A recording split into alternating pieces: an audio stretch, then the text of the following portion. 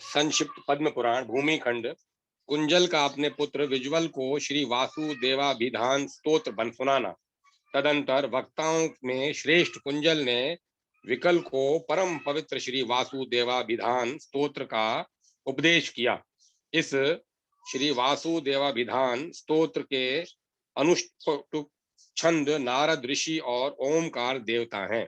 संपूर्ण पातकों के नाश तथा चतुर्वर्ग की सिद्धि के लिए इसका विनियोग है। ओम नमो भगवते वासुदेवाय। यही इस स्तोत्र का मूल मंत्र है, जो परम पावन पुण्य स्वरूप वेद के ज्ञाता, वेद मंदिर विद्या के आधार तथा यज्ञ के आश्रय हैं।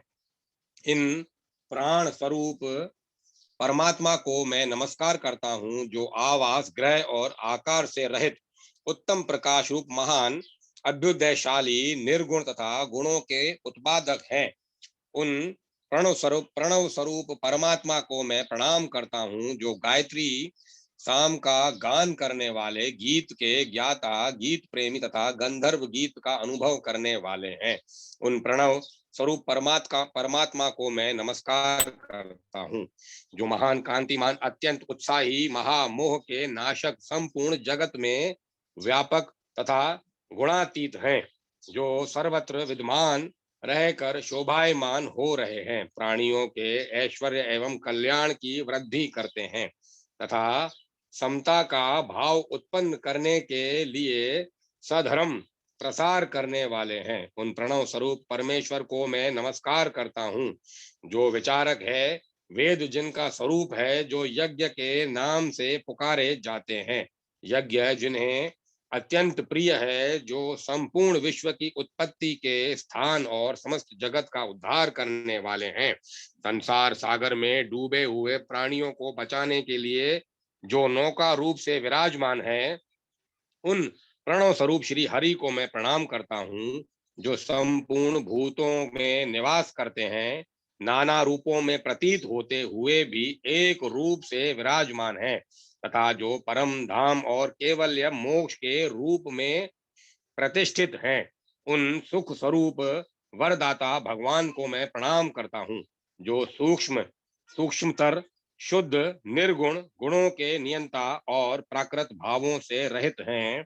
उन वेद संज्ञक परमात्मा को नमस्कार करता हूँ, जो देवताओं और दैत्यों के वियोग से वर्जित, सर्वदा सबसे संयुक्त, सृष्टियों से रहित और वेदों और योगियों के ध्येय हैं।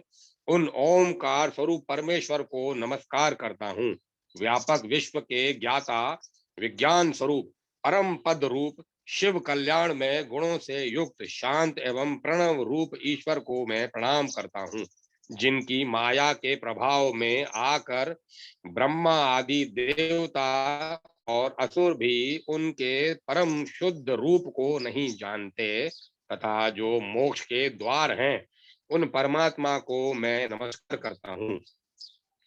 उन परमात्मा को मैं नमस्कार करता हूँ, जो आनंद के मूल स्तोत्र, केवल अद्वितीय तथा शुद्ध हंस स्वरूप हैं। कार्य कारण में जगत जिनका स्वरूप है, जो गुणों के नियंता और महान प्रभा पुंज से परिपूर्ण है, उन श्री वासुदेव को नमस्कार है, जो पांचजन्य नामक शंख और सूर्य के समान तेजस्वी सुदर्शन चक्र से विराजमान है तथा कोमोद की गदा जिनकी शोभा बढ़ा रही है।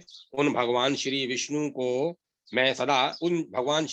की मैं सदा शरण लेता हूँ, जो उत्तम गुणों से संपन्न है, जिन्हें गुणों का कोश माना जाता है, जो चराचर जगत के आधार तथा सूर्य एवं अग्नि के समान तेजस्वी हैं। उन भगवान वासुदेव की मैं शरण लेता हूँ, जो अपने प्रकाश की किरणों से अविद्या के बादलों को छिन्न भिन्न कर देते हैं, संन्यास धर्म के प्रवर्तक हैं तथा सूर्य के समान तेज से सबसे ऊंचे लोक में प्रकाशित होते हैं।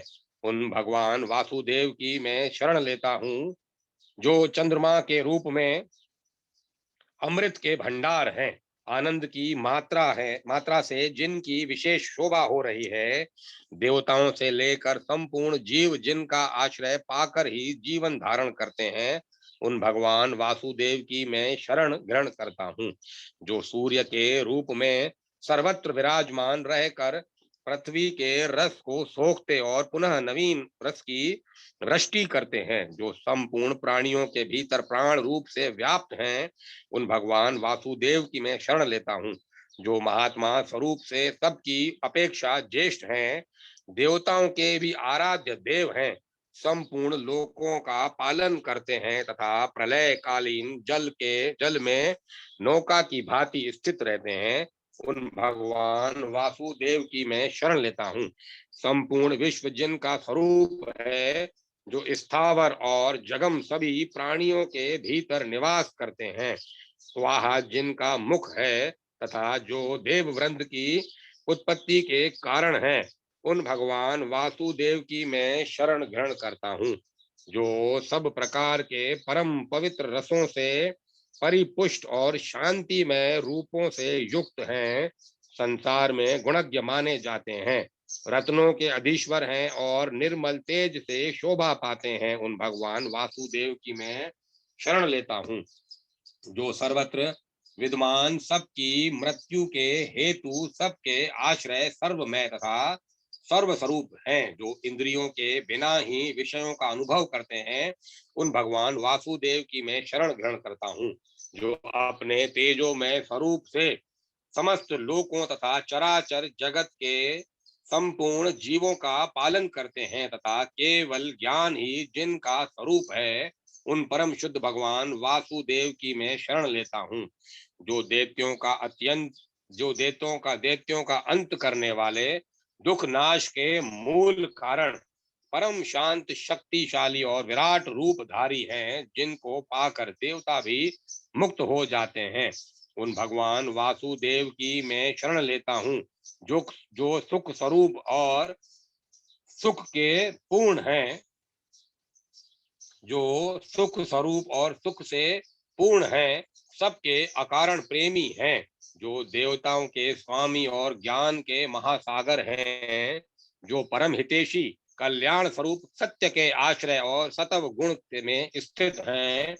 उन भगवान वासुदेव का मैं आश्रय लेता हूँ, यज्ञ और पुरुषार्थ जिनके रूप हैं, जो सत्य से युक्त लक्ष्मी के पति, पुण्य स्वरूप, विज्ञानमय तथा संपूर्ण जगत के आश्रय है। उन भगवान वासुदेव की मैं शरण लेता हूँ, जो क्षीर सागर के बीच में शेष नाग की विशाल शैया पर शयन करते हैं तथा भगवती लक्ष्मी जिनके युगल चरणाविंदों की सेवा करती रहती है।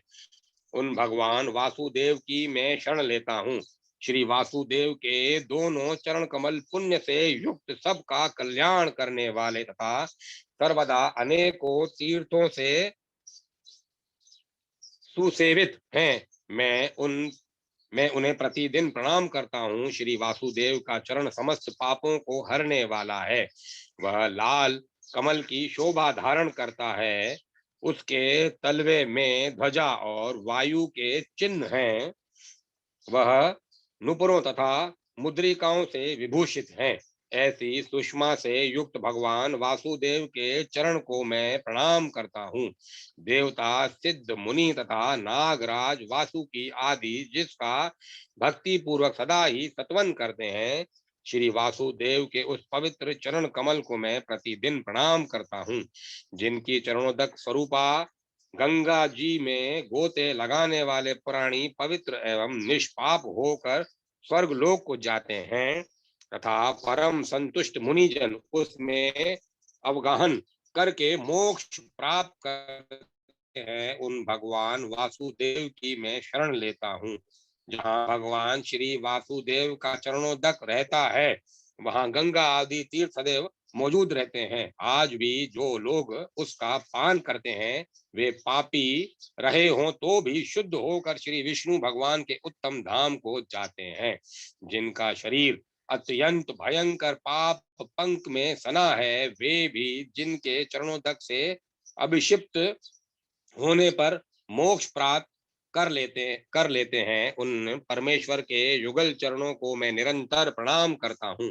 उत्तम सुदर्शन चक्र धारण करने वाले महात्मा श्री विष्णु के नैवेद्य का भक्षण करने मात्र से मनुष्य वाजपेय यज्ञ का फल प्राप्त करते हैं तथा संपूर्ण पदार्थ पा जाते हैं। दुखों का नाश करने वाले, माया से रहित, संपूर्ण कलाओं से युक्त तथा समस्त गुणों के ज्ञाता जिन भगवान नारायण का ध्यान करके मनुष्य उत्तम गति को प्राप्त होते हैं, उन श्री वासुदेव को मैं सदा प्रणाम करता हूँ, जो ऋषि, सिद्ध और चारणों में के वंदनीय हैं। देवगण सदा जिनकी पूजा करते हैं, जो संसार की सृष्टि का साधन जुटाने में ब्रह्मा आदि के भी प्रभु हैं। संसार रूपी महासागर में गिरे हुए जीव का जो उद्धार करने वाले हैं, जिनमें वत्सलता भरी हुई है, जो श्रेष्ठ और समस्त कामनाओं को सिद्ध करने वाले हैं, उन भगवान के उत्तम चरणों को मैं भक्ति पूर्वक प्रणाम करता हूँ, जिन्हें असुरों ने अपने यज्ञ मंडप में देवताओं सहित समागान सामगान करते हुए वामन ब्रह्मचारी के रूप में देखा था। जो सामगान के लिए उत्सुक रहते हैं, त्रिलोकी के जो एकमात्र स्वामी हैं तथा युद्ध में पाप या मृत्यु से डरे हुए आत्मीय जनों को जो अपनी ध्वनि मात्र से निर्भय बना देते हैं, उन भगवान के परम पावन युगल चरणाविंदों की मैं वंदना करता हूँ, जो यज्ञ के मुहाने पर विप्र मंडली में खड़े हो अपने ब्रह्मणोचित तेज से देदीप्यमान एवं पूजित हो रहे हैं। दिव्य तेज के कारण किरणों के समूह से जान पड़ते हैं तथा इंद्रनील मणि के समान दिखाई देते हैं। जो देवताओं के हित की इच्छा से विरोचन के दानी पुत्र बलि के समक्ष मुझे 3 पग भूमि दीजिए ऐसा कहकर याचना करते हैं, उन श्रेष्ठ ब्राह्मण श्री वामन जी को मैं प्रणाम करता हूँ। भगवान ने जब वामन से विराट रूप होकर अपना पैर बढ़ाया, तब उनका विक्रम विशाल डग आकाश को आच्छादित करके सहसा तपते हुए सूर्य और चंद्रमा तक पहुंच गया। इस बात को सूर्यमंडल में स्थित हुए मुनि गणों ने भी देखा। फिर उन चक्रधारी भगवान के विराट रूप में जो समस्त विश्व का खजाना है, संपूर्ण देवता भी लीन हो गए। भगवान वामन में इस विक्रम की कहीं तुलना नहीं भगवान वामन के उस विक्रम की कहीं तुलना नहीं है। मैं इस समय उस विक्रम का सत्वन करता हूँ। भगवान विष्णु कहते हैं, राजन, इस प्रकार यह सारा वृतांत मैंने तुम्हें सुना दिया। कुंजल पक्षी और महात्मा च्यवन का चरित्र नाना प्रकार की कल्याणमयी वार्ताओं से युक्त है। मैं इसका वर्णन करूंगा, तुम सुनो। कुंजल पक्षी और उसके पुत्र कपिंजल का संवाद, कामोदा की कथा और विहुण दैत्य का वध। भगवान श्री विष्णु कहते हैं, धर्मात्मा कुंजल ने अपने चौथे पुत्र कपिंजल को पुकार कर बड़े प्रसन्नता के साथ कहा, बेटा, तुम मेरे उत्तम पुत्र हो, बोलो, आहार लाने के लिए यहाँ से किस स्थान पर जाते हो? वहां तुमने कौन सी अपूर्व बात देखी अथवा सुनी है, वह मुझे बताओ। कपिंजल ने कहा, पिताजी, मैंने जो अपूर्व बात देखी उसे बताता हूँ, सुनिए। कैलाश सब पर्वतों में श्रेष्ठ है, उसकी कांति चंद्रमा के समान श्वेत है। वह नाना प्रकार की धातुओं से व्याप्त है। भांति भांति के वृक्ष उसकी शोभा बढ़ाते हैं। गंगा जी का शुभ्र एवं पावन जल सब ओर से उस पर्वत को नहलाता रहता है। वहां से सहस्त्रों विख्यात नदियों का प्रादुर्भाव हुआ है। उस पर्वत शिखर पर भगवान शिव का मंदिर है, जहाँ कोटि कोटि शिवगण भरे रहते हैं। पिताजी, एक दिन में उसी कैलाश पर जो शंकर जी का घर है गया था। वहां मुझे एक ऐसा आश्चर्य दिखाई दिया जो पहले कभी देखने या सुनने में नहीं आया था। मैं उस अद्भुत घटना का वर्णन करता हूँ, सुनिए। गिरिराज मेरु का पवित्र शिखर महान अभ्युदय से युक्त है। वहां से हिम और दुग्ध के समान रंग वाला गंगा नदी का प्रवाह बड़े वेग से पृथ्वी की ओर गिरता है। वह स्तोत्र कैलाश के शिखर पर पहुंचकर सब ओर फैल जाता है। उस जल से 10 योजन का लंबा चौड़ा एक भारी तालाब बन गया है। उसे गंगा हृद कहते हैं। वह तालाब परम पवित्र और निर्मल जल से सुशोभित है। महामते, गंगा हृद के सामने ही शिला के ऊपर एक कन्या बैठी थी, जिसके केश खुले थे। रूप के वैभव से उसकी बड़ी शोभा हो रही थी। वह कन्या दिव्य रूप और सब प्रकार के शुभ लक्षणों से संपन्न थी। उसने दिव्य आभूषण धारण कर रखे थे। उस स्थान पर वह बड़ी शोभा संपन्न दिखाई देती थी। पता नहीं वह हिमराज हिमालय की कन्या पार्वती थी या समुद्र नया लक्ष्मी। इंद्र या यमराज की पत्नी भी ऐसी सुंदरी नहीं दिखाई देती। उसके शील, सद्भाव, गुण तथा रूप जैसे दिख पड़ते थे, वैसे अन्य दिव्यांगनाओं में नहीं दृष्टिगोचर होते। शिला के ऊपर बैठी हुई वह कन्या किसी भारी दुख से व्याकुल थी और फूट फूट कर रो रही थी, और कोई स्वजन संबंधी उसके पास नहीं थे। नेत्रों से गिरते हुए निर्मल अश्रु बिंदु मोती के दाने जैसे चमक रहे थे। वे सब के सब गंगा जी के स्तोत्र में ही गिरते और सुंदर कमल पुष्प के रूप में परिणित हो जाते थे। इस प्रकार अगणित सुंदर पुष्प गंगा जी के जल में पड़े थे और पानी के वेग के साथ बह रहे थे। पिताजी, इस प्रकार मैंने यह अपूर्व बात देखी है। आप वक्ताओं में श्रेष्ठ हैं। यदि इसका कारण जानते हो तो मुझे कृपया करके बताइए। गंगा के मुहाने पर जो सुंदर स्त्री रो रही थी, उसके नेत्रों से गिरे हुए आंसू सुंदर कमल के फूल बन जाते थे। वह कौन थी? यदि मैं आपका प्रिय हूं तो मुझे यह सारा रहस्य बताइए। कुंजल बोला, बेटा बता रहा हूं, सुनो। यह देवताओं का रचा हुआ वृतांत है। इसमें महात्मा श्री विष्णु के चरित्र का वर्णन है, जो सब पापों का नाश करने वाले हैं। एक समय की बात है, राजा नहुष ने संग्राम में महापराक्रमी हुंड नामक दैत्य को मार डाला। उस दैत्य के पुत्र का नाम विहुंड था।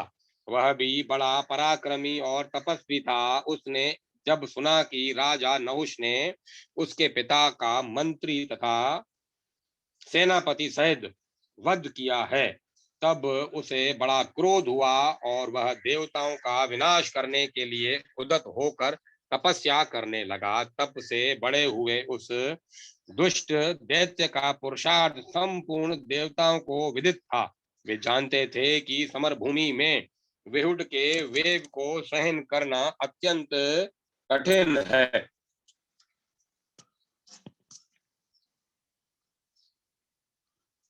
वह उधर विहुड के मन में त्रिलोकी का नाश कर डालने की इच्छा हुई। उसने निश्चय किया, मैं मनुष्यों और देवताओं को मार कर पिता के वेर का बदला लूंगा। इस प्रकार अत्याचार के लिए उद्यत हो देवताओं और ब्राह्मणों के लिए कटक रूप उस पापी दैत्य ने उपद्रव मचाना शुरू कर दिया।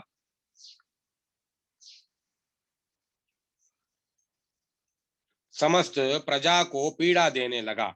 उसके तेज से संतप्त होकर इंद्र आदि देवता परम तेजस्वी देवादिदेव भगवान श्री विष्णु की शरण में गए और बोले, भगवान, विहुंड के महान भय से आप हमारी रक्षा करें।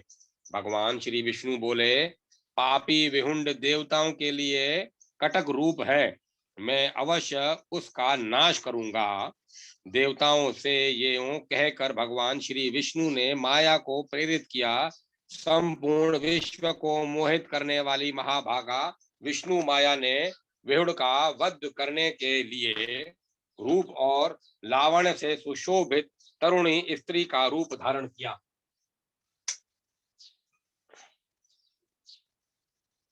वह नंदन वन में आकर तपस्या करने लगी। उसी समय दैत्यराज विहुंड देवताओं का वध करने के लिए दिव्य मार्ग से चला। नंदन वन में पहुंचकर उसकी दृष्टि तपस्विनी माया पर पड़ी। वह इस बात को नहीं जान सका कि यह मेरा ही नाश करने के लिए उत्पन्न हुई है। यह सुंदरी स्त्री काल रूपा है, यह बात उसकी समझ में नहीं आई। माया का शरीर तपाए हुए स्वर्ण के समान दमक रहा था। रूप का वैभव उसकी शोभा बढ़ा रहा था। पापात्मा बेहुड उस सुंदरी युवती को देखते ही लुभा गया और बोला, भद्रे, तुम कौन हो? कौन हो? तुम्हारे शरीर का मध्य भाग बड़ा सुंदर है, तुम मेरे चित्त को मथे डालती हो। सुमुखी, मुझे संगम प्रदान करो और काम जनित वेदना से मेरी रक्षा करो। देवेश्वरी, अपने समागम के बदले इस समय तुम जिस जिस वस्तु की इच्छा करो वह सब तुम्हें देने को तैयार हूँ। माया बोली, दानव, यदि तुम मेरा ही उपभोग करना चाहते हो तो 7 करोड़ कमल के फूलों से भगवान शंकर की पूजा करो। वे फूल कामोद से उत्पन्न, दिव्य, सुगंधित और देव दुर्लभ होने चाहिए। उन्हीं फूलों की सुंदर माला बनाकर मेरे कंठ में भी पहनाओ, तभी मैं तुम्हारी प्रिय भार्या बनूंगी। विहुंड ने कहा, देवी, मैं ऐसा ही करूंगा, तुम्हारा मांगा हुआ वर तुम्हें दे रहा हूँ। यह कहकर दैत्यराज विहुंड जितने भी दिव्य एवं पवित्र वन थे उसमें विचरण करने लगा। उसके चित्त पर काम का आवेश छा रहा था। बहुत खोजने पर भी उसे कामोद नामक वृक्ष कहीं नहीं दिखाई दिया। वह स्वयं इधर उधर जाकर पूछताछ करता रहा, किंतु सर्वत्र लोगों के मुंह से उसे यही उत्तर मिलता था कि यहाँ कामोद वृक्ष नहीं है। दुष्ट आत्मा व्युड उस वृक्ष का पता लगाता हुआ शुक्राचार्य के पास गया और भक्ति पूर्वक मस्तक झुकाकर पूछने लगा, ब्राह्मण, मुझे फूलों से लदे सुंदर कामोद वृक्ष का पता बताइए। शुक्राचार्य जी बोले, दानव, कामोद नामक कोई वृक्ष नहीं है। कामोद तो एक स्त्री का नाम है। वह जब किसी प्रसंग से अत्यंत हर्ष में भरकर हंसती है तब उसके मनोहर है हास्य से सुगंधित श्रेष्ठ एवं दिव्य कामोद पुष्प उत्पन्न होते हैं। उसका रंग अत्यंत पीला होता है तथा वे दिव्य गंध से युक्त होते हैं। उनमें से एक फूल के द्वारा भी जो भगवान शंकर की पूजा करता है उसकी बड़ी से बड़ी कामना को भी भगवान शिव पूर्ण कर देते हैं। कामोदा के रोदन से भी वैसे ही सुंदर फूल उत्पन्न होते हैं, किंतु उनमें सुगंध नहीं होती, अतः उसका उनका स्पर्श नहीं करना चाहिए। शुक्राचार्य जी की यह बात सुनकर विहुंड ने पूछा, भृगुनंदन, कामोद कहाँ रहती है? शुक्राचार्य बोले, संपूर्ण पातकों का शोधन करने वाले परम पावन गंगा द्वार हरिद्वार नामक तीर्थ के पास कामोद नामक पुर है, जिसे विश्वकर्मा ने बनाया था। उस कामोद नगर में दिव्य भोगों से विभूषित एक सुंदरी स्त्री रहती है जो संपूर्ण देवताओं से पूजित है। वह भांति भांति के आभूषणों से अत्यंत सुशोभित जान पड़ती है। तुम वहीं चले जाओ और उस युवती की पूजा करो, साथ ही किसी पवित्र उपाय का अवलंबन करके उसे हंसाओ। यह कहकर शुक्राचार्य चुप हो गए और वह महातेजस्वी दानव महान कार्य सिद्ध करने के लिए उद्यत हुआ। कपिंजल ने पूछा, पिताजी, कामोदा के हास्य से जो पवित्र दिव्य गंध से युक्त और देवता तथा दानवों के लिए दुर्लभ सुंदर फूल उत्पन्न होते हैं, उन्हें संपूर्ण देवता क्यों चाहते हैं? उन हास्य जनित फूलों से पूजित होने पर भगवान शंकर क्यों संतुष्ट होते हैं? उस फल का क्या गुण है? कामोदा कौन है और वह किसकी पुत्री है? कुंजल बोला, पूर्व काल की बात है, देवताओं और बड़े बड़े दैत्यों ने अमृत के लिए परस्पर उत्तम सौहार्द स्थापित करके उदम पूर्वक क्षीर सागर का मंथन किया। देवताओं और दैत्यों के मंथने से 4 कन्याएं प्रकट हुई। फिर कलश में रखा हुआ पुण्यमय अमृत दिखाई पड़ा। उपयुक्त उपयुक्त कन्याओं में से एक का नाम लक्ष्मी था, दूसरी वारुणी नाम से प्रसिद्ध थी, तीसरी का नाम कामोदा और चौथी का नाम ज्येष्ठा था। कामोदा अमृत की लहर से प्रकट हुई थी। वह भविष्य में भगवान श्री विष्णु की प्रसन्नता के लिए वृक्ष रूप धारण करेगी और सदा ही श्री विष्णु को आनंद देने वाली होगी। वृक्ष रूप से वह परम पवित्र तुलसी के नाम से विख्यात होगी। उसके साथ भगवान जगन्नाथ सदा ही रमण करेंगे। जो तुलसी का एक पत्ता भी ले जाकर श्री कृष्ण भगवान को समर्पित करेगा, उसका भगवान बड़ा उपकार मानेंगे और मैं इसे क्या दे डालूं, यह सोचते हुए वे उसके ऊपर बहुत प्रसन्न होंगे। इस प्रकार पूर्वोक्त 4 कन्याओं में से जो कामोदा नाम से प्रसिद्ध देवी है, वह जब हर्ष से गदगद होकर बोलती और हंसती है, तब उसके मुख से सुनहरे रंग के सुगंधित फूल झड़ते हैं। वे फूल बड़े सुंदर होते हैं, कभी कुमलाते नहीं है। जो उन फूलों का यत्न पूर्वक संग्रह करके उनके द्वारा भगवान शंकर, ब्रह्मा तथा विष्णु की पूजा करता है, उसके ऊपर सब देवता संतुष्ट होते हैं और वह जो जो चाहता है वही वही उसे अर्पण करते हैं। इसी प्रकार जब कामोदा किसी दुख से दुखी होकर रोने लगती है, तब उसकी आंखों से आंसुओं से भी फूल पैदा होते और झड़ते हैं।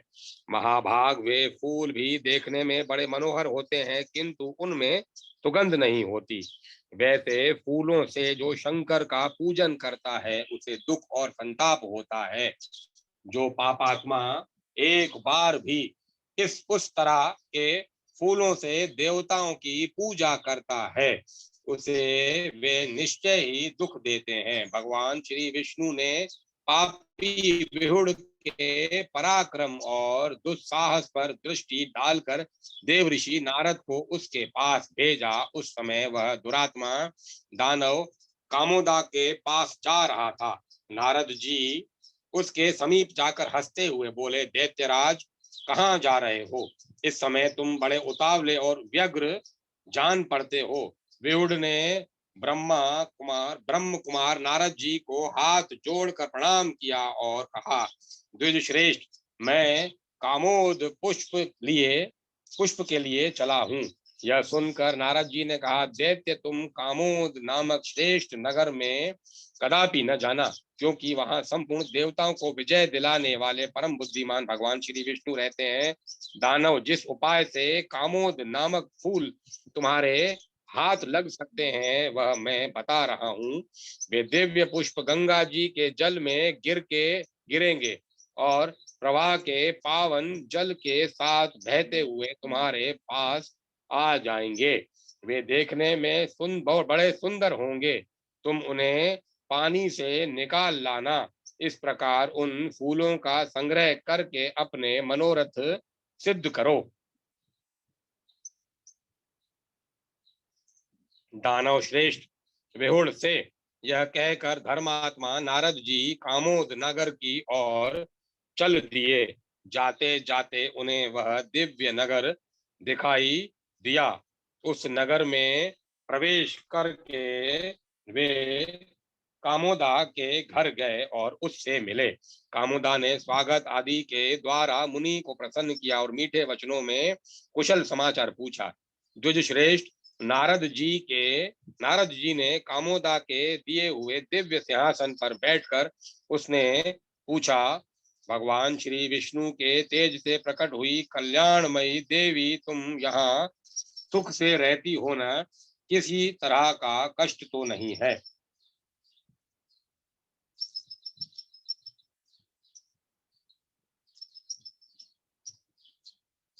कामोदा बोली, महाभाग, मैं आप जैसे महात्मा तथा भगवान श्री विष्णु की कृपा से सुखपूर्वक जीवन व्यतीत कर रही हूँ। इस समय आपसे कुछ प्रश्नोत्तर करने का कारण उपस्थित हुआ है। आप मेरे प्रश्नों का समाधान कीजिए। मुने, सोते समय मैंने एक दारुण स्वप्न देखा, मानो किसी ने मेरे सामने आकर कहा है, अव्यक्त स्वरूप भगवान ऋषि के संसार में जाएंगे, वहां जन्म ग्रहण करेंगे। महामते, ऐसा स्वप्न देखने का क्या कारण है? आप ज्ञानवानों में श्रेष्ठ हैं, कृपया बताइए। नारद जी ने कहा, भद्रे, मनुष्य जो स्वप्न देखते हैं वह 3 प्रकार का होता है, वातिक, वातज, पैतिक, पितज और कफज। देवताओं को न नींद आती है, सुंदरी, देवताओं को न नींद आती है न स्वप्न। मनुष्य शुभ और अशुभ नाना प्रकार के स्वप्न देखता है। वे सभी स्वप्न कर्म से प्रेरित होकर दृष्टि पथ में आते हैं। पर्वत तथा ऊंचे नीचे नाना प्रकार के दुर्गम स्थानों का दर्शन होना वास्तविक स्वप्न है। अब कफाधिक्य के कारण दिखाई देने वाले स्वप्न बता रहा हूं। जल, नदी, तालाब तथा पानी के विभिन्न स्थान से ये सब कफज स्वप्न के अंतर्गत हैं। देवी, अग्नि तथा बहुत से उत्तम स्वर्णों का जो दर्शन होता है उसे पितृक स्वप्न समझो। अब मैं भविष्य में तुरंत फल देने वाले स्वप्न का वर्णन करता हूँ। प्रातः काल जो कर्म प्रेरित शुभ या अशुभ स्वप्न दिखाई देता है वह क्रमशः लाभ और हानि को व्यक्त करने वाला है। सुंदरी, इस प्रकार मैंने तुमसे स्वप्न की अवस्थाएं बताई। भगवान श्री विष्णु के संबंध में यह बात अवश्य होने वाली है, इसी कारण तुम्हें दुख स्वप्न दिखाई दिया है। कामोदा बोली, नारद जी, संपूर्ण देवता भी जिनका अंत नहीं जानते, उन्हें भी जिनके स्वरूप का ज्ञान नहीं है, जिनमें संपूर्ण विश्व का लय होता है, जिन्हें जीवात्मा कहते हैं, और सारा संसार जिनकी माया से मुग्ध हो रहा है, वे मेरे स्वामी जगदीश्वर श्री विष्णु संसार में क्यों जन्म ले रहे हैं? नारद जी ने कहा, देवी, इसका कारण सुनो। महर्षि भृगु के श्राप से भगवान संसार में अवतार लेने वाले हैं। यही बात बताने के लिए उन्होंने मुझे तुम्हारे पास भेजा है। इसीलिए तुम्हें दुख स्वप्न का दर्शन हुआ है। बेटा, यूं कहकर नारद जी ब्रह्मलोक को चले गए। उस समय कामोदा भगवान के दुख से दुखी हो गई और गंगा जी के तट पर जल के समीप बैठकर बारंबार हाहाकार करती हुई करुण स्वर में विलाप करने लगी। वह अपने नेत्रों से जो दुख के आंसू बहाती थी वे ही गंगा जी के जल में गिरते थे। पानी में ही वे पुनः पद्म पुष्प के रूप में प्रकट होते और धारा के साथ बह जाते थे। दानव श्रेष्ठ विहुड़ भगवान श्री विष्णु की माया से मोहित था। उसने उन फूलों को देखा, किंतु महर्षि शुक्राचार्य के बताने पर भी वह इस बात को न जान सका कि ये दुख के आंसुओं से उत्पन्न फूल हैं। उन्हें देखकर वह असुर बड़े हर्ष में भर गया और उन सब को जल से निकाल लाया। फिर वह उन खिले हुए पद्म पुष्पों से गिरिजापति की पूजा करने लगा। श्री विष्णु की माया ने उसके मन को हर लिया था। अतः विवेक शून्य होकर दैत्य राज ने 7 करोड़ पुष्पों से भगवान शिव का पूजन किया। यह देख जगन माता पार्वती को बड़ा क्रोध हुआ। उन्होंने शंकर जी से कहा, नाथ, इस दुर्बुद्धि दानव का कुकर्म तो देखिए। यह शोक से उत्पन्न फूलों द्वारा आपका पूजन कर रहा है। इसे दुख और संताप ही मिलेगा, यह सुख पाने का अधिकारी नहीं है। भगवान शिव बोले, भद्रे, तुम सच कहती हो। इस पापी ने सत्य पूर्ण उद्योग को पहले से ही छोड़ रखा है। इसे चेतना काम से आकुल है, इसकी चेतना काम से आकुल है, अतः यह दुष्ट आत्मा गंगा जी के जल में पड़े हुए शोक जनित फूलों को ग्रहण करता है तथा उसके उनसे मेरा पूजन भी करता है। दुख और शोक से उत्पन्न ये फूल तो शोक और संताप ही देने वाले हैं। उनके द्वारा किसी का कल्याण कैसे हो सकता है देवी? मैं तो समझता हूँ यह ध्यानहीन है, क्योंकि अब पापाचारी हो गया है, अतः तुम इसे अपने ही तेज से मार डालो। भगवान शंकर के ये वचन सुनकर भगवती पार्वती जी ने कहा, नाथ, मैं आपकी आज्ञा से इसका अवश्य संहार करूंगी। यूं कहकर देवी वहां गई और विहुड़ के वध का उपाय सोचने लगी। वे एक महात्मा ब्राह्मण का माया में रूप बनाकर पारिजात के सुंदर फूलों से अपने स्वामी शंकर की पूजा करने लगी। इतने में ही उस पापी दानव ने आकर देवी की दिव्य पूजा को नष्ट कर दिया। वह दुष्टात्मा काल के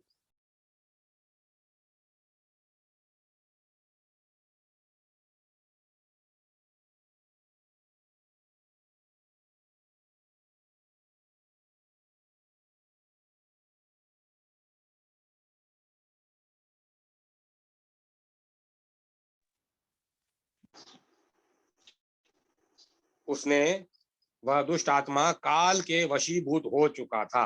उसने पार्वती द्वारा पारिजात के फूलों से की हुई पूजा को मिटा दिया और स्वयं लोभवश शोक जनित पुष्पों से शंकर जी का पूजन करने लगा। उस समय उस दुष्ट के नेत्रों से आंसू की अविरल बूंदे निकलकर शिवलिंग के मस्तक पर पड़ रही थी। यह देखकर देवी ने ब्राह्मण के रूप में ही पूछा, आप कौन हैं जो शोकाकुल चित्त से भगवान शिव की पूजा कर रहे हैं? ये शोक जनित अपवित्र आंसू भगवान के मस्तक पर पड़ रहे हैं, आप ऐसा क्यों करते हैं? मुझे इसका कारण बताइए। विहुड़ बोला, ब्राह्मण, कुछ दिन हुए मैंने एक सुंदरी स्त्री देखी जो सब प्रकार की सौभाग्य संपदा से युक्त और समस्त शुभ लक्षणों से संपन्न थी। देखने में वह कामदेव का विशाल निकेतन जान पड़ती थी। उसके मुंह से मैं उसके मोह से मैं संतप्त हो उठा। काम से मेरा चित्त व्याकुल हो गया। जब मैंने उससे समागम की प्रार्थना की तब वह बोली, कामोद के फूल से भगवान शंकर की पूजा करो तथा उन्हीं फूलों को माला बनाकर मेरे कंठ में पहनाओ। 7 करोड़ पुष्पों से महेश्वर का पूजन करो। उस स्त्री को पाने के लिए ही मैं पूजा करता हूँ, क्योंकि भगवान शिव अभिष्ट फल के दाता हैं। देवी ने कहा, अरे, कहाँ तेरा भाव है, कहाँ ध्यान है और कहाँ तुझ दुरात्मा का ज्ञान है? तू कामोद पुष्प से पूजा कर रहा है ना? अच्छा बता, कामोद का सुंदर रूप कैसा है? तूने उसके हास्य से उत्पन्न सुंदर फूल कहाँ पाए हैं? विहड़ बोला, ब्राह्मण, मैं भाव और ध्यान कुछ नहीं जानता। कामोदा को मैंने कभी देखा भी नहीं है।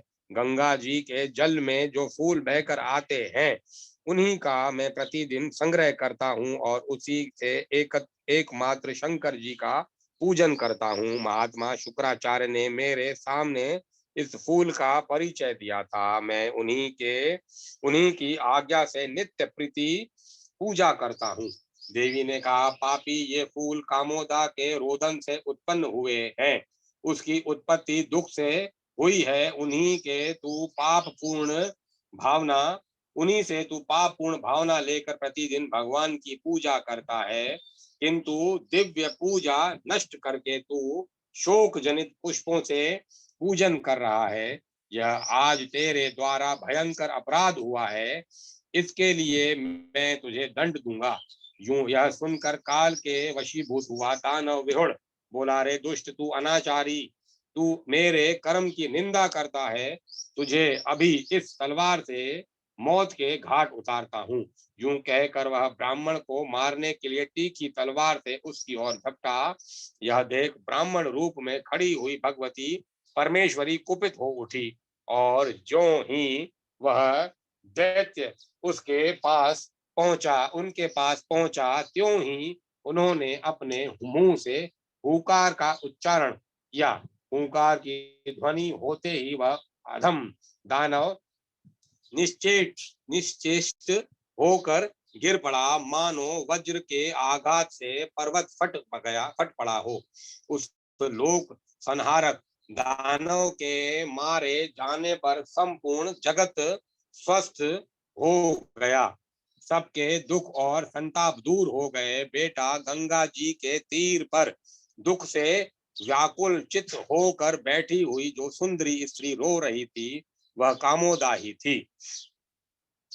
उसके रोने का यही कारण था। यह सारा रहस्य जो तुमने पूछा था मैंने कह सुनाया। कुंजल का च्यवन को अपने पूर्व जीवन का वृतांत बताकर सिद्ध पुरुष के कहे हुए ज्ञान का उपदेश करना, राजा वैन का यज्ञ आदि करके विष्णु धाम में जाना, तथा पद्म पुराण और भूमि खंड का महात्म्य। भगवान श्री विष्णु कहते हैं, राजन, धर्मात्मा पक्षी महाप्राज्ञ कुंजल अपने पुत्रों से यूं कहकर चुप हो गया। तब वट के नीचे बैठे हुए द्विजश्रेष्ठ च्यवन ने उस महाशुक से कहा, महात्मन, आप कौन हैं जो पक्षी के रूप में धर्म का उपदेश कर रहे हैं? आप देवता, गंधर्व तथा अथवा विद्याधर तो नहीं हैं। किसके शाप से आपको यह तोते की योनि प्राप्त हुई है? यह अतीन्द्रिय ज्ञान आपको किससे प्राप्त हुआ? कुंजल बोला, सिद्ध पुरुष, मैं आपको जानता हूँ। आपके कुल, उत्तम गोत्र, विद्या, तप और प्रभाव से भी मैं परिचित हूँ, तथा आप जिस उद्देश्य से पृथ्वी पर विचरण करते हैं उसका भी मुझे ज्ञान है। श्रेष्ठ व्रत का पालन करने वाले ब्राह्मण, आपका स्वागत है। मैं आपकी पूछी हुई सब बातें बताऊंगा। इस पवित्र आसन पर बैठकर शीतल छाया का आश्रय लीजिए। अव्यक्त परमात्मा से ब्रह्मा जी का प्रादुर्भाव हुआ। उनसे प्रजापति भृगु प्रकट हुए, जो ब्रह्मा जी के समान गुणों से युक्त हैं। भृगु से भार्गव शुक्राचार्य का जन्म हुआ, जो संपूर्ण धर्म और अर्थशास्त्र के तत्वज्ञ हैं। उन्हीं के वंश में अब आपने जन्म ग्रहण किया है। पृथ्वी पर आप च्यवन के नाम से विख्यात हैं। अब मेरा परिचय सुनिए। मैं देवता, गंधर्व या विद्याधर नहीं हूँ। पूर्व जन्म में कश्यप जी के कुल में एक श्रेष्ठ ब्राह्मण उत्पन्न हुए थे। उन्हें वेद वेदांगों के तत्व का ज्ञान था। वे सब धर्मों को प्रकाशित करने वाले थे। उनका नाम विद्याधर था। वे कुल, शील और गुण सबसे युक्त थे। विप्रवर विद्याधर अपनी तपस्या के प्रभाव से सदा शोभायमान दिखाई देते थे। उनके 3 पुत्र हुए, वसु शर्मा, नाम शर्मा और धर्म शर्मा। उनमें धर्म शर्मा में ही था। अवस्था में सबसे छोटा और गुणों में हीन मेरे बड़े भाई वसु शर्मा वेद शास्त्रों के पारगामी विद्वान थे। विद्या आदि सद्गुणों के साथ उनमें सदाचार भी था। नाम शर्मा भी उन्हीं की भांति महान पंडित थे। केवल मैं ही महामूर्ख निकला। विप्रवर, मैं विद्या के उत्तम भाव और शुभ अर्थों को कभी नहीं सुनता था और गुरु के घर भी कभी नहीं जाता था। यह देख मेरे पिता मेरे लिए बहुत चिंतित रहने लगे।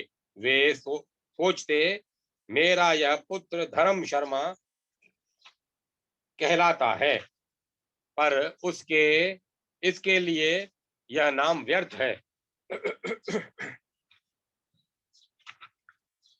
इस पृथ्वी पर न तो यह विद्वान हुआ है और न गुणों का आधार ही है। इस पृथ्वी पर न तो यह विद्वान हुआ और न गुणों का आधार ही। यह विचार कर मेरे धर्मात्मा पिता को बड़ा दुख हुआ। वे मुझसे बोले, बेटा गुरु के घर जाओ और विद्या सीखो। उनका यह कल्याण में वचन सुनकर मैंने उत्तर दिया, पिताजी गुरु के घर पर बड़ा कष्ट होता है। वहां प्रतिदिन मार खानी पड़ती है, धमकाया जाता है, नींद लेने की भी फुर्सत नहीं मिलती। इन असुविधाओं के कारण मैं गुरु के मंदिर पर नहीं जाना चाहता। मैं तो आपकी कृपा से यहीं स्वच्छंदता पूर्वक खेलूंगा, खाऊंगा और सोऊंगा। धर्मात्मा पिता मुझे मूर्ख समझकर बहुत दुखी हुए और बोले, बेटा ऐसा दुस्साहस न करो। पिता सीखने का प्रयत्न विद्या सीखने का प्रयत्न करो। विद्या से सुख मिलता है, यश और अतुलित कीर्ति प्राप्त होती है तथा ज्ञान, स्वर्ग और उत्तम मोक्ष मिलता है। अतः विद्या सीखो। विद्या पहले तो दुख का मूल जान पड़ती है, किंतु पीछे वह बड़ी सुखदायिनी होती है। इसीलिए तुम गुरु के घर जाओ और विद्या सीखो। पिता के इतना समझाने पर भी मैं उसकी उनकी बात नहीं मानता। पिता के इतना समझाने पर भी मैं उनकी बात नहीं मानता और प्रतिदिन इधर उधर घूम फिर कर अपनी हानि किया करता था। विप्रवर मेरा बर्ताव देखकर लोगों ने मेरा बड़ा उपहास किया, मेरी बड़ी निंदा हुई। इससे मैं बहुत लज्जित हुआ।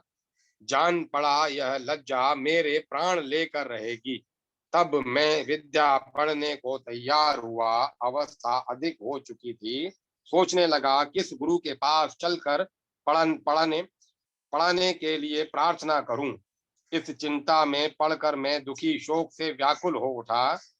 कैसे मुझे विद्या प्राप्त हो, किस प्रकार मैं गुणों का उपार्जन करूं, कैसे मुझे स्वर्ग मिले और किस तरह से मोक्ष प्राप्त करूं, यही सब सोचते विचारते मेरा बुढ़ापा आ गया। एक दिन की बात है, मैं बहुत दुखी होकर अपने देवालय में बैठा था।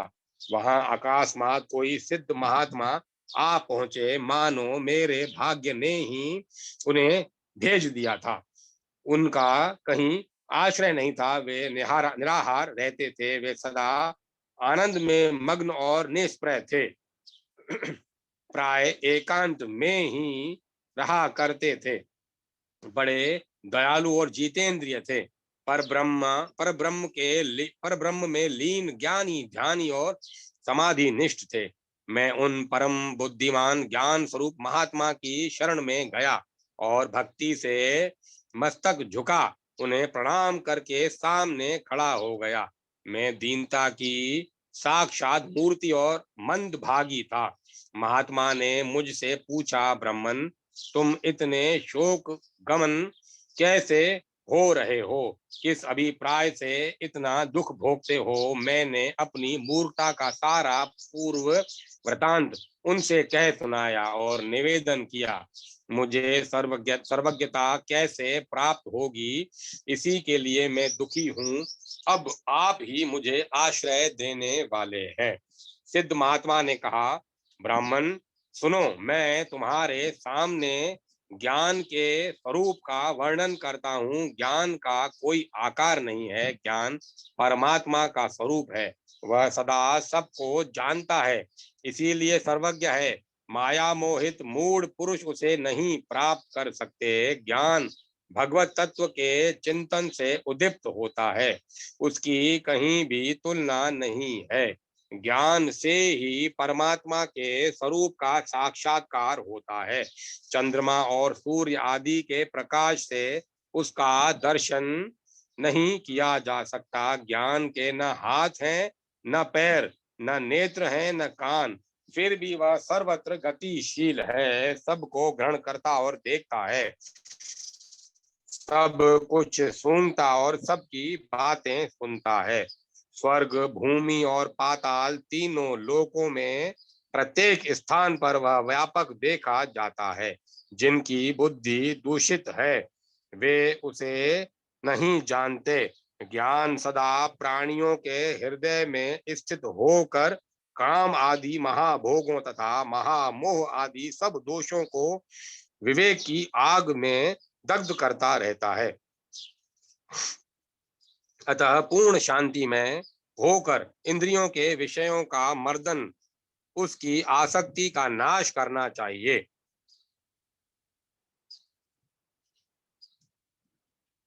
इससे समस्त तात्विक अर्थों का साक्षात्कार कराने वाला ज्ञान प्रकट होता है। यह शांति मूलक ज्ञान निर्मल तथा पाप नाशक है। इसीलिए तुम शांति धारण करो। वह सब प्रकार के सुखों को बढ़ाने वाली है। शत्रु और मित्र में समान भाव रखो। तुम अपने प्रति जैसा भाव रखते हो वैसा ही दूसरों के प्रति भी बनाए रहो।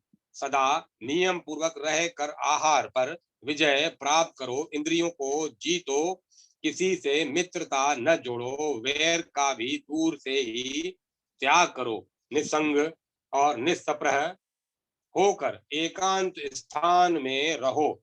इससे तुम सबको प्रकाश देने वाले ज्ञानी सर्वदर्शी बन जाओगे। बेटा, उस स्थिति में पहुंचने पर तुम मेरी कृपा से एक ही स्थान पर बैठे बैठे तीनों लोकों में होने वाली बातों को जान लोगे। इसमें तनिक भी संदेह नहीं है। कुंजल कहता है, विप्रवर, उन सिद्ध महात्मा ने ही मेरे सामने ज्ञान का रूप प्रकाशित किया। उनकी आज्ञा में स्थित होकर मैं पूर्वोक्त भावना का ही चिंतन करने लगा। इससे सदगुरु की कृपा हुई, जिससे एक ही स्थान में रहकर मैं त्रिभुवन में जो कुछ हो रहा है उसको जानता हूँ।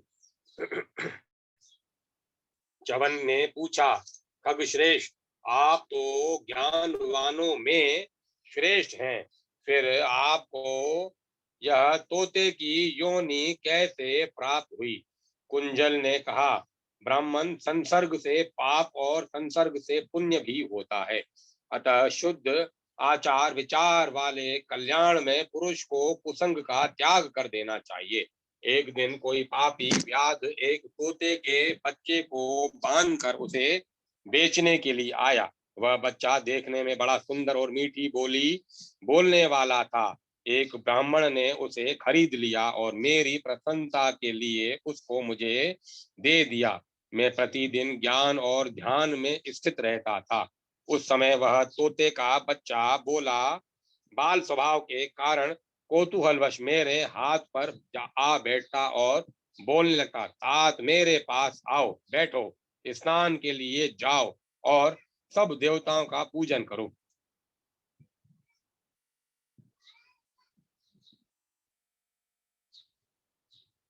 इस तरह की मीठी मीठी बातें वह मुझसे कहा करता था।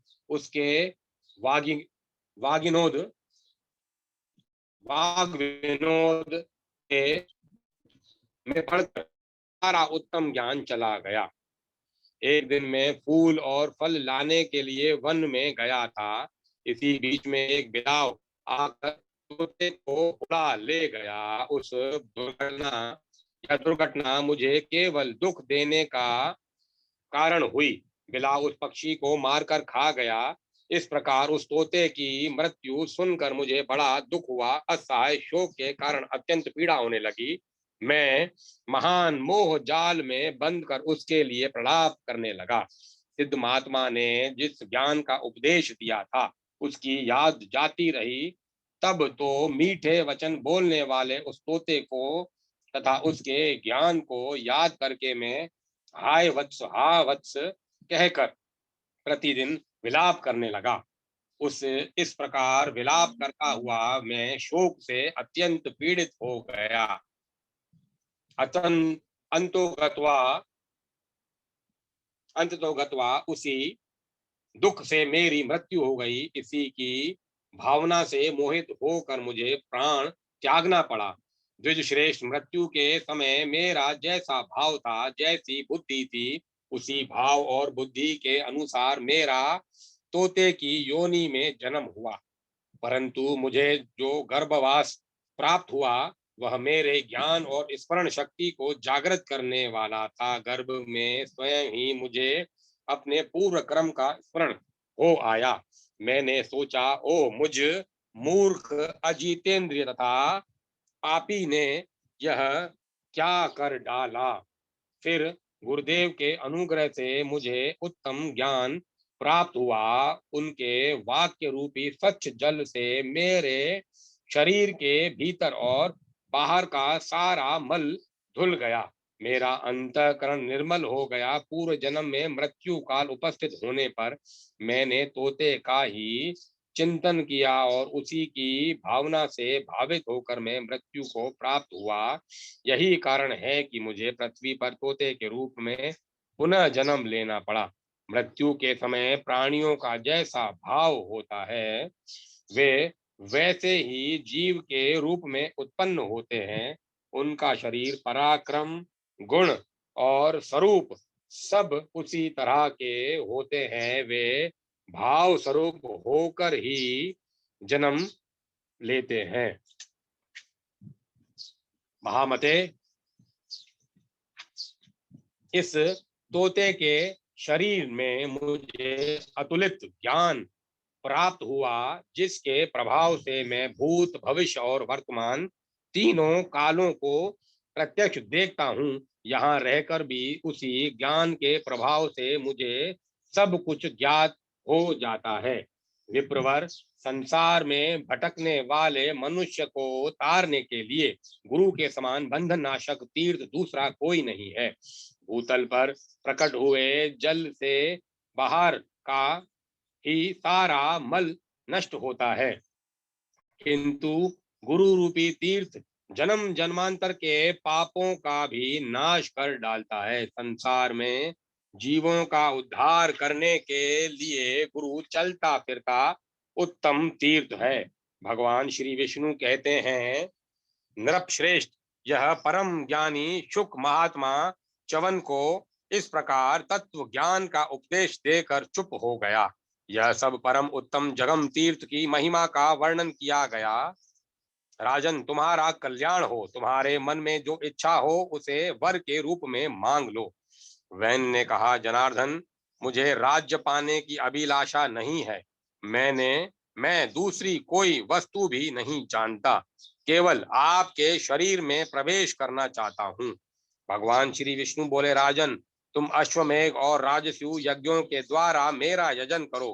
गौ, भूमि, स्वर्ण, अन्न और जल का दान दो। महामते, दान से ब्रह्म हत्या आदि घोर पाप भी नष्ट हो जाते हैं। दान से चारों पुरुषार्थों की भी सिद्धि होती है। इसीलिए मेरे उद्देश्य से दान अवश्य देना चाहिए। जो जिस भाव से मेरे लिए दान देता है, उसके उस भाव को मैं सत्य कर देता हूँ। ऋषियों के दर्शन और स्पर्श से तुम्हारी पाप राशि नष्ट हो चुकी है। यज्ञों के अंत में तुम निश्चय ही मेरे शरीर में आ जाओगे, आ मिलोगे। वैन से यूं कहकर श्री हरि अंतर्ध्यान हो गए। उनके अदृश्य हो जाने पर नृप श्रेष्ठ वैन बड़े हर्ष के साथ घर आए और कुछ सोच विचार कर अपने पुत्र पृथु को निकट बुला मधुर वाणी में बोले, बेटा, तुम वास्तव में पुत्र हो। तुमने इस भूलोक में बहुत बड़े पातक से मेरा उद्धार कर दिया। मेरे वंश को उज्जवल बना दिया। मैंने अपने दोषों से कुल का नाश कर दिया था, किंतु तुमने फिर इसे चमका दिया। मैं अश्वमेघ यज्ञ के द्वारा भगवान का यजन करूंगा और नाना प्रकार के दान दूंगा। फिर भगवान विष्णु की कृपा से उनके उत्तम धाम को जाऊंगा। अतः महाभाग, अब तुम यज्ञ की उत्तम सामग्री को जुटाओ। और वेदों के पारगामी विद्वान ब्राह्मणों को निमंत्रित करो। सुत जी कहते हैं, वैन की आज्ञा पाकर परम धर्मात्मा राजकुमार पृथु ने नाना प्रकार की पवित्र सामग्रियां एकत्रित की तथा नाना देशों में पूरे समस्त ब्राह्मणों को निमंत्रित किया। तदंतर राजा वैन ने अश्वमेघ यज्ञ किया तथा और ब्राह्मणों को अनेक प्रकार के दान दिए। इसके बाद वे भगवान श्री विष्णु के धाम को चले गए। महर्षियों, इस प्रकार मैंने आप लोगों से राजा पृथु के समस्त चरित्र का वर्णन किया। यह सब पापों की यह सब पापों की शांति और संपूर्ण दुखों का विनाश करने वाला है। धर्मात्मा राजा पृथु ने इस प्रकार पृथ्वी का राज्य किया और तीनों लोकों सहित भूमंडल की रक्षा की। उन्होंने पुण्य धर्म में कर्मों के द्वारा समस्त प्रजा का मनोरंजन किया। यह मैंने आप लोगों से परम उत्तम भूमि खंड का वर्णन किया। पहला सृष्टि खंड है और दूसरा भूमि खंड। अब भूमि खंड के महात्म्य का वर्णन प्रारंभ करता हूँ। जो श्रेष्ठ मनुष्य इस खंड में एक श्लोक का भी श्रवण करता है, उसके एक दिन का पाप नष्ट हो जाता है। जो श्रेष्ठ बुद्धि से युक्त मनुष्य इसके एक अध्याय को सुनता है, उसे पर्व के अवसर पर ब्राह्मणों को 1000 गोदान देने का फल मिलता है। साथ ही उस पर भगवान विष्णु भी प्रसन्न होते हैं। जो इस पद्म पुराण का प्रतिदिन पाठ करता है, उस पर कलयुग में कभी विघ्नों का आक्रमण नहीं होगा। ब्राह्मणों, अश्वमेघ यज्ञ का जो फल बतलाया जाता है, उस इस पद्म पुराण के पाठ से उसी फल की प्राप्ति होती है।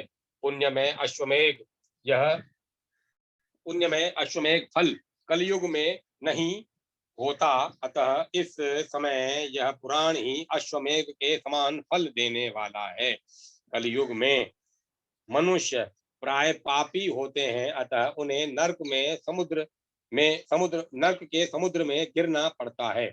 इसीलिए उनको चाहिए कि धर्म, अर्थ, काम और मोक्ष, इन चारों पुरुषार्थों के साधक इस पुण्य में पुराण का श्रवण करे। जिसने पुण्य के साधन भूत इस पद्म पुराण का श्रवण किया, उसने चतुर्वर्ग के समस्त साधनों को सिद्ध कर लिया। इसका श्रवण करने वाले मनुष्य के ऊपर कभी भारी विघ्न का आक्रमण नहीं होता। धर्मपरायण पुरुषों को मेरी पुराण संहिता का श्रवण करना चाहिए। धर्मपरायण पुरुषों को पूरी पुराण संहिता का श्रवण करना चाहिए। इससे धर्म, अर्थ, काम और मोक्ष की सिद्धि होती है। भूमि खंड का श्रवण करके मनुष्य सब पापों से मुक्त हो जाता है तथा रोग, दुख और शत्रुओं के भय से भी छुटकारा पाकर सदा सुख का अनुभव करता है। पद्म पुराण में पहला सृष्टि खंड, दूसरा भूमि खंड, तीसरा स्वर्ग खंड, चौथा पाताल खंड और पांचवा सब पापों का नाश करने वाला उत्तर खंड है। ब्राह्मणों, इन पांचों खंडों को सुनने का अवसर बड़े भाग्य से प्राप्त होता है।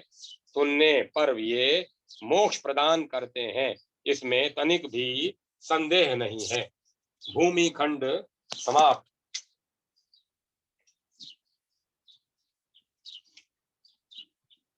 ओम श्री परमात्मानाय नमः।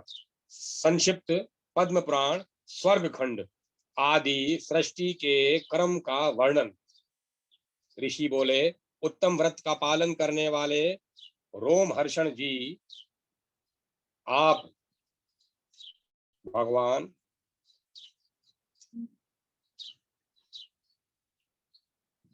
मैं भगवान श्री विष्णु के चरण कमलों को भक्ति पूर्वक प्रणाम करता हूँ, जो भगवती लक्ष्मी जी को सदा ही आनंद प्रदान करने वाले हैं और उत्तम शोभा से संपन्न है। जिनका संसार के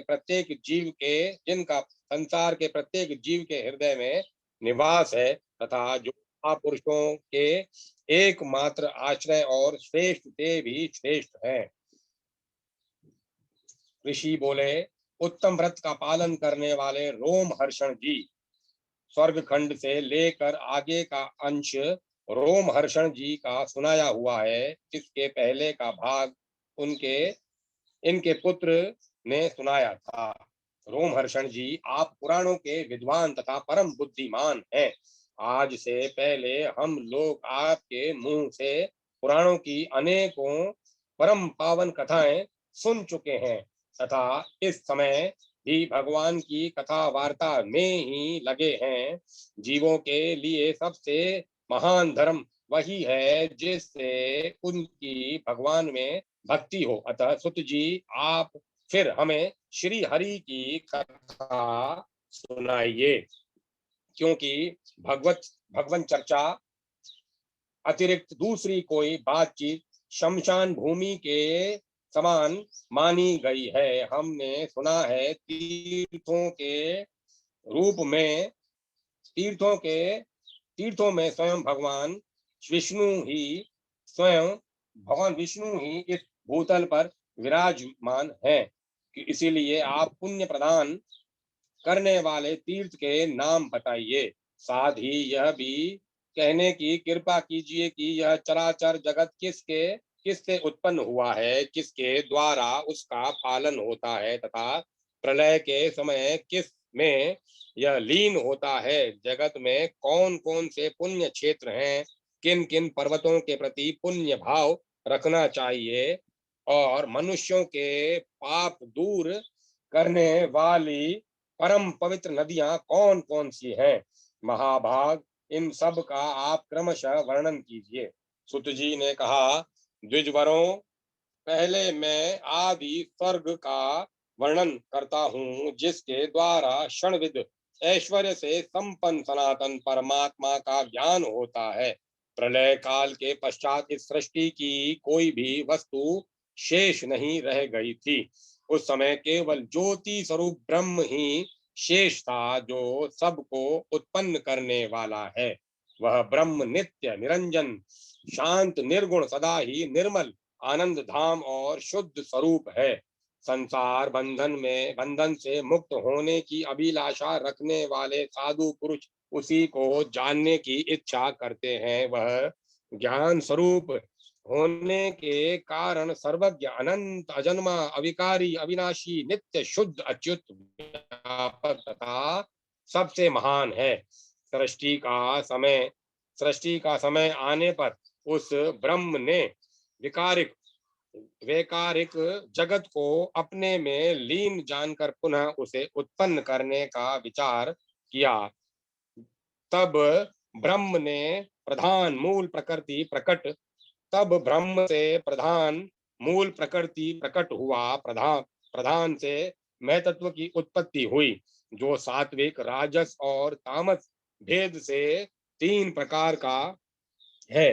यह महतत्व प्रधान के द्वारा सब ओर से आवृत है। फिर महतत्व से वैकारिक सात्विक तेजस राजस और भूतादि रूप तामस तीन प्रकार का अपन अहंकार उत्पन्न हुआ। जिस प्रकार प्रधान से महतत्व आकृत है, उसी प्रकार महतत्व से अहंकार भी आकृत है। तत्पश्चात भूतादि नामक तामस अहंकार ने विकृत होकर भूत और तन्मात्राओं की सृष्टि की। इंद्रियां तेजस कहलाती हैं, वे राजस अहंकार से प्रकट हुई है। इंद्रियों के अधिष्ठाता 10 देवता वैकारिक कहे गए हैं। उनकी उत्पत्ति सात्विक अहंकार से हुई है। तत्व का विचार करने वाले विद्वानों ने मन को 11वीं इंद्री बताया है। विप्रगण वायु आकाश वायु तेज जल और पृथ्वी, ये क्रमशः शब्द आदि उत्तरोत्तर गुण से युक्त हैं। ये पांचों भूत पृथक पृथक नाना प्रकार की शक्तियों से संपन्न हैं, किंतु परस्पर संगठित हुए बिना प्रजा की सृष्टि करने में समर्थ न हुए।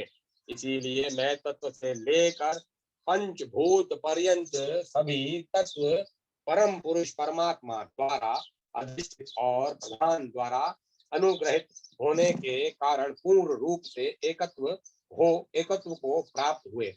इस प्रकार एक दूसरे से संयुक्त होकर परस्पर का आश्रय ले उन्होंने अखंड की उत्पत्ति की। महाप्राज्ञ महर्षियों इस तरह भूतों के से प्रकट हो क्रमशः वृद्धि को प्राप्त हुआ वह विशाल अंड पानी के बुलबुले की तरह सब ओर से संपन्न गोलाकार दिखाई देने लगा।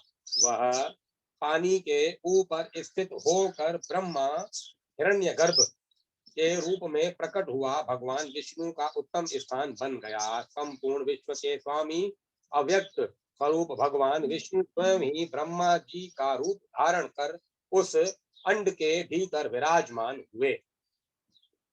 उस समय मेरु पर्वत में उन महात्मा हिरण्यगर्भ के लिए गर्भ को ढकने वाली झिल्ली का काम दिया। अन्य पर्वत जरायु जेर के स्थान में थे और समुद्र उनके भीतर का जल था।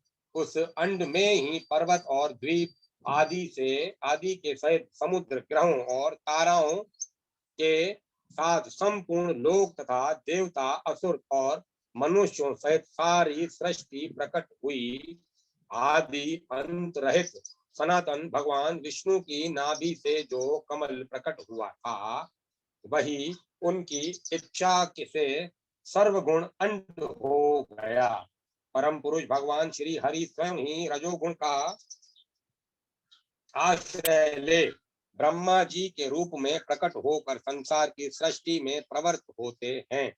वे परमात्मा नारायण देव ही सृष्टि के समय ब्रह्मा होकर समस्त जगत की रचना करते हैं। वे ही पालन की इच्छा से श्री राम आदि के रूप में प्रकट हो उसकी रक्षा में तत्पर रहते तथा अंत में वे ही इस जगत का संहार करने के लिए रुद्र के रूप में प्रकट हुए हैं।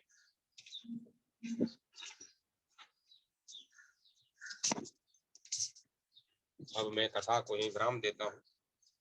कल इसका अपन आनंद लेंगे।